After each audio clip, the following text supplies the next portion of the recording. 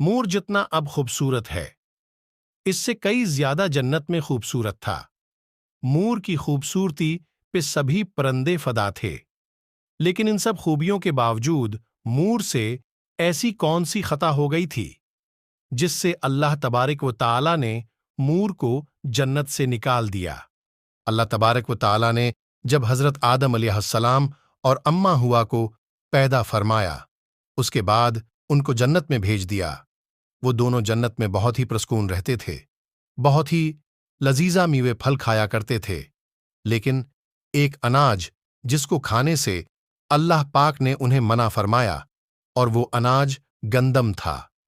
چونکہ شیطان حضرت آدم علیہ السلام کی وجہ سے ہی جنت سے نکالا جا چکا تھا، اسی وجہ سے شیطان کی حضرت آدم علیہ السلام سے دشمنی ہو گئی تھی۔ شیطان یہ چاہتا تھا کہ وہ کسی بھی طرح حضرت آدم علیہ السلام کو جنت سے نکال دے اور ساتھ میں اماں ہوا کو بھی جنت سے نکال دے۔ جب شیطان کو یہ خبر ہوئی کہ حضرت آدم علیہ کو تمام میوے کھانے کی اجازت ہے لیکن گندم کھانے کی اجازت نہیں ہے، تو شیطان انتقام کی آگ دل میں لیے جنت کے دروازے کے پاس بیٹھ گیا اور 300 سال تک وہاں پر بیٹھا رہا کہ کوئی جنت کے دروازے سے باہر آئے اور شیطان اس سے بات کر سکے۔ ایک دن اچانک سے مور جنت سے باہر آ گیا۔ شیطان اس کو دیکھتے ہی بہت خوش ہو گیا۔ شیطان نے پوچھا، اے خوبصورت پرندے، تم کون ہو؟ مور بولا، میں مور ہوں، اب تم اپنا تعارف کرواؤ۔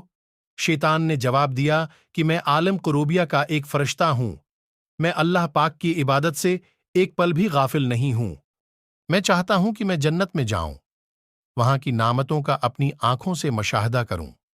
شیطان مور سے کہنے لگا کہ تم مجھے جنت کے اندر لے جاؤ، میں تمہیں 3 ایسی باتیں بتاؤں گا جس سے تمہیں ابدی زندگی حاصل ہو جائے گی، تمہیں بڑھاپا اور بیماری نہیں آئے گی، تم ہمیشہ جنت میں ہی رہو گے۔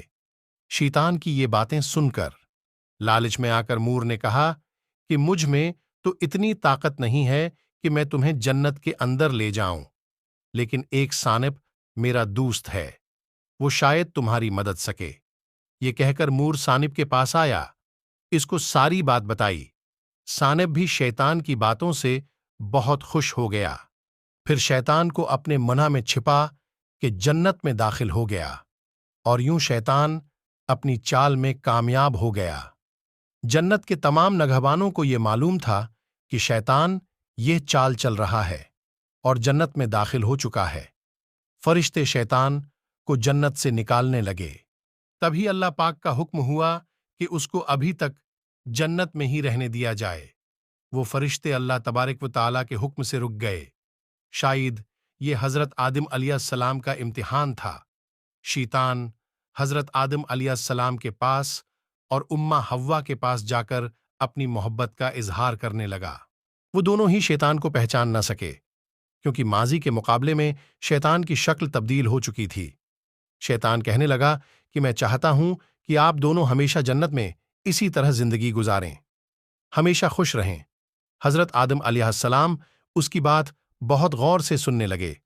شیطان نے کہا، اگر آپ میری بات مان جائیں تو آپ کو جنت کی اور بھی تمام سہولتیں ملیں گی۔ حضرت آدم علیہ السلام شیطان کے بہکاوے میں آ کر کہنے لگے کہ یہ کس طرح ممکن ہے۔ شیطان کہنے لگا، ایک گندم کا دانہ اگر آپ دونوں چکھ لیں تو آپ کو ابدی حیا حاصل ہو جائے گی اور آپ جنت میں ہی رہیں گے۔ یہ بات سن کر حضرت آدم علیہ السلام کے دل میں رجحان پیدا ہوا، لیکن ان کے دل میں اللہ کی نافرمانی کا خوف غالب آ گیا۔ جبکہ اماں ہوا شیطان کی باتوں میں آ گئی، جس پر اماں ہوا نے حضرت آدم علیہ السلام کو راضی کر لیا۔ پھر اس کے بعد ان دونوں نے اس گندم کے دانے کو چکھ لیا۔ جیسے ہی گندم کا دانہ ان کے اندر گیا تو دونوں کے ستر واضح ہو گئے، جس کے بعد دونوں اپنے اپنے ستر چھپانے لگے اور خوف خدا سے کانپنے لگے۔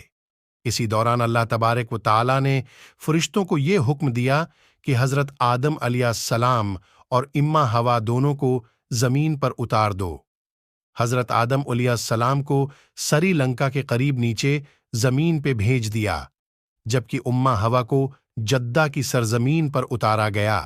جن خوبصورت پیروں سے چل کر مور شیطان کو جنت کے اندر لے کر آیا تھا۔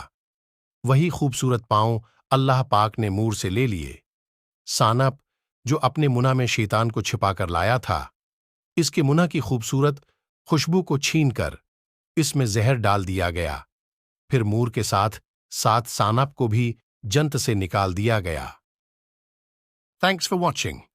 Please subscribe my channel.